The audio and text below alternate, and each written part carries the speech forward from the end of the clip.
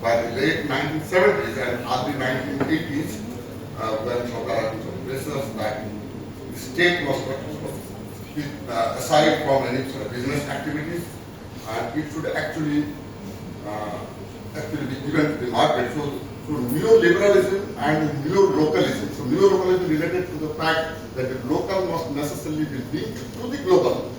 So not to talk about the domestic market. So only then it becomes successful. So that was by 80s, late 1980s. So there was several kinds of new thinking broadly in the domain of what we call industrial policy. So that was related to neo-localism, about which not much is talked about. That is actually closely linked to local economic development, in fact. Neo-liberalism, about which we think we know quite a bit.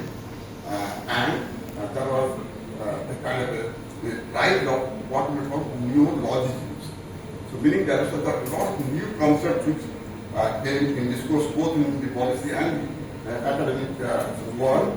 So all kinds of people talked about new industrial spaces, they talked about industrial districts, they talked about industrial clusters, territorial production complexes, neo-Marshall roads, regional innovation uses, various words, particularly the 1990s onwards, which we will find that they use the rise of new kinds of terminologies, which essentially were actually somewhere rooted in the original ideas that came from Albert Marshall and the later work in 1984.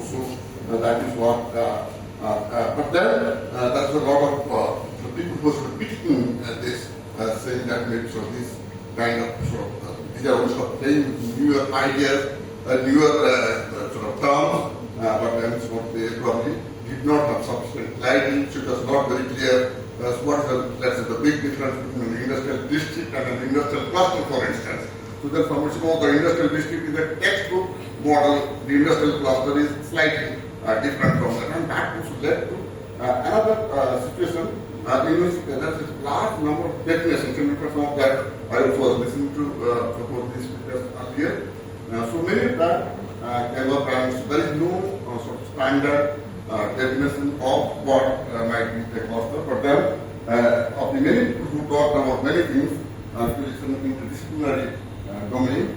It is actually Michael Porter, whose work is very often referred to, and in fact the work Nitali Nano referred to us linked to Michael Porter's definition. In fact, we mentioned that in this very well-known book in 1998, the competitive advantages of nations. So in that, we are talking about what's known as Porter's demand, Porter's diamond. So meaning they are essentially saying that the local firms don't necessarily have certain kinds of advantages that all have been better. So advantages in terms of factor conditions, demand conditions, related industries may be promoted, and there are specifically mentioned about one interesting thing which is generally not talked about, actually about firm strategy and rival.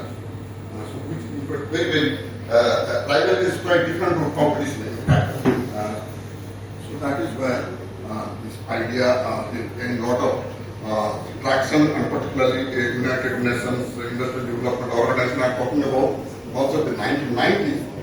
So there was a lot of by all the intergovernmental agencies across the globe that small enterprises need to be promoted, and you should have looked for small enterprises within a similar subsector, and so there are related enterprises there, and they are co-located or clusters, if you like to call them.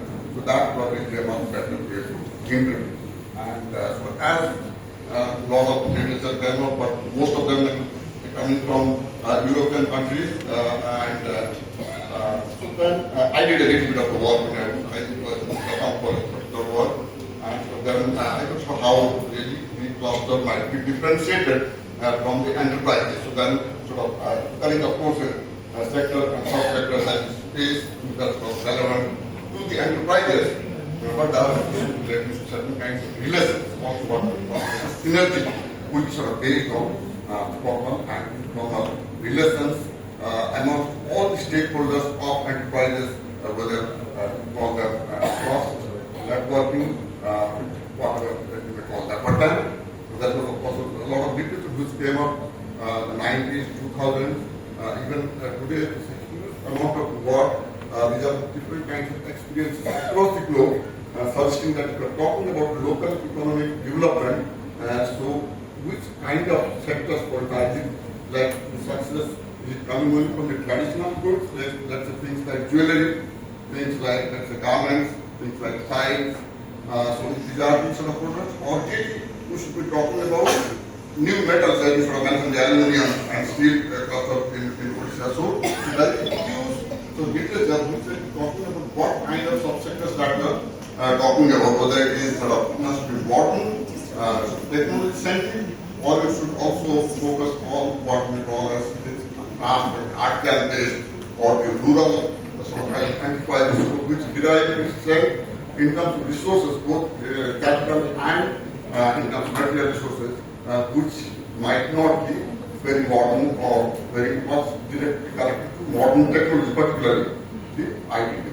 But then, it has also figured out that we are looking for dynamism of the small firms which are in a collectivity, so there certain kinds of, like what kind of networking the small firms do, what kind of informal sector armament is there, and of course what kind of macro policy support, particularly